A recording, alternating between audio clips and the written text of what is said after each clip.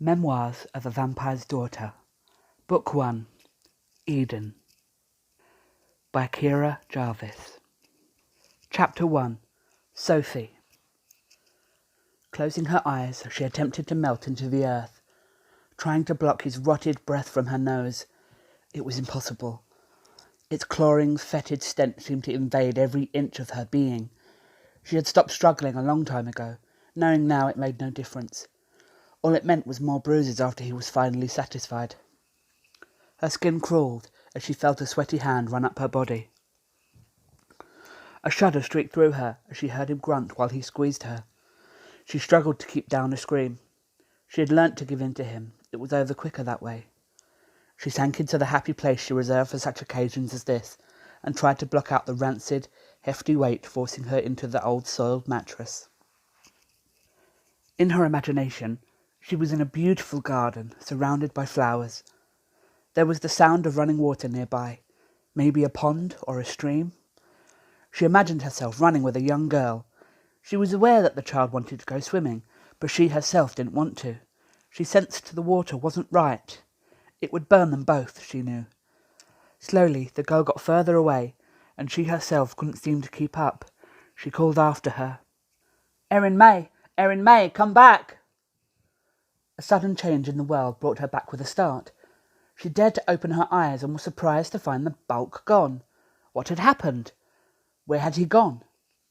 Looking around the room, she blinked, attempting to focus her eyes. He wasn't there, she was sure of it. But was that a figure in the corner, draped in a long black coat? She couldn't be sure. Slowly, the room seemed to melt and change. The dingy closeness evaporated and was replaced by a coldness that indicated winter. She struggled to keep her eyes focused on the figure in the black coat, knowing that somehow it was important. Her eyes closed, feeling as if they had weights attached, and she felt herself launch forward. She came to a sudden stop and opened her eyes again. She was now in a room she recognised. Blue curtains, toy chest in the corner which hadn't been played with in years. She smiled as she saw the glass eyes of her favourite teddy bear sitting at the end of the bed. A fleeting thought troubled her. What was she supposed to remember? She couldn't. That was the problem. Reaching to her bedside table, she switched on the lamp, then took a small notebook out and wrote down the time and date of the latest dream. She sucked on the end of her pen and tried to remember the full dream. It ended early. She was sure of it. But why? Why had he left? She noted down that it finished differently this time, but wasn't sure why. Carefully, she looked back over the pages of the well-worn book she had all but filled. Since she was 12, she had had the dreams that woke her at night. These night terrors, as her psychiatrists liked to call them, as if that made them any less real to her. They're a manifestation of a traumatic childhood event, likely the repressed death of your father. Her current psychiatrist, Dr. Klein, had told her. She just thought it was a lot of mumbo-jumbo designed to make it feel okay to dream about such terrible things. Even after untold numbers of sessions over the past 3 years, she still felt no closer to understanding what the dreams meant, and why they visited her. She had resigned herself to the expensive sessions that, as far as she could work out, were simply designed to keep track of the dreams that never changed. Dream diaries had been the latest trick in her doctor's arsenal. "I want to see what you dream and interpret what they mean," she had been told. But once the doctor had interpreted the first dream as a stress manifestation, that was it. Now she just had to go once a week and discuss the same dreams over and over again, as if this time some eureka moment would happen and the dreams would end forever. She sighed. Long ago she had resigned herself to a lifetime of revolving doctors and medications prescriptions. When it had first happened, soon after her 12th birthday, she had screamed the house down. Her mother had run into the room brandishing an umbrella, as if there really was a man there attacking her daughter, and they had sat up together long into the night holding each other. Barely she remembered this, yet it was one of her fondest memories of their relationship, even if it was darkened by the bad man, as he would later come to be known.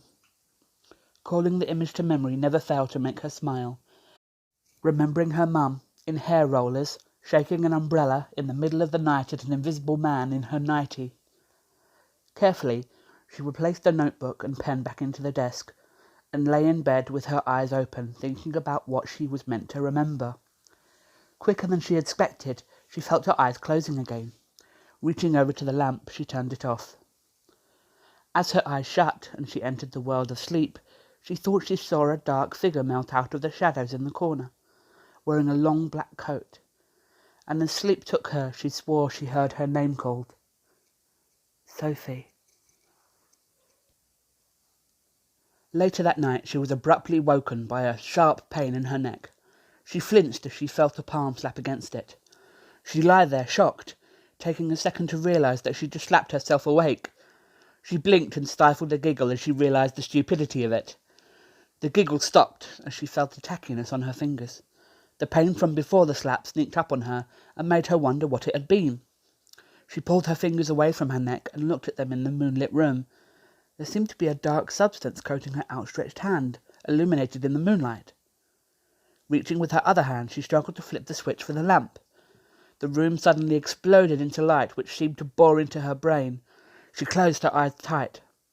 Counting to 10, she opened them once again. They still burned, but not as bad as the initial onslaught. She focused her eyes and peered at her hand. Was that blood on them? She opened her eyes wider and screamed. Jean heard her daughter's scream from the bedroom. She bolted upright from sleep and was out of the room faster than any Olympic runner. Jean was used to Sophie's dreams, and in effect was used to waking at all hours of the night.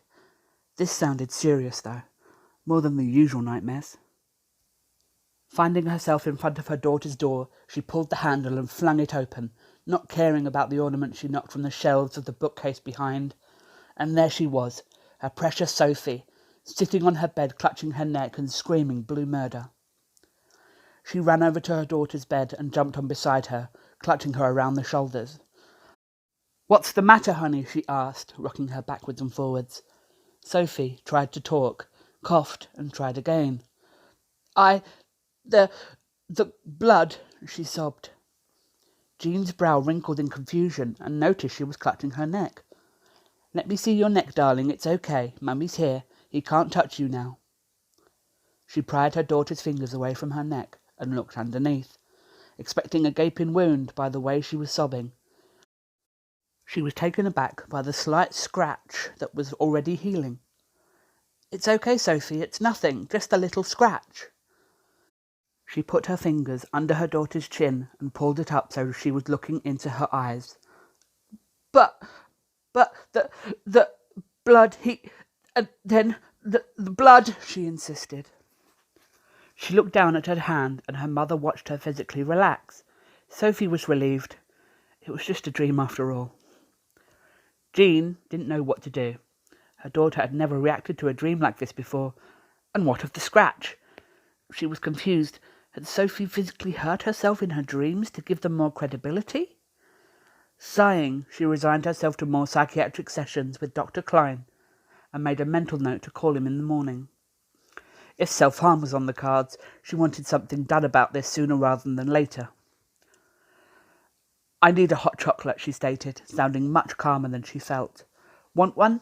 It'll calm your nerves." She looked at her daughter and watched her smile, reaching up to wipe her tears away. "That would be great, Mum. I really did think that there was blood, you know." Her mum smiled grimly. "It's okay, honey. The doctor said that you will grow out of these dreams." She watched her daughter's face working some internal silent battle. "I suppose so," Sophie stated.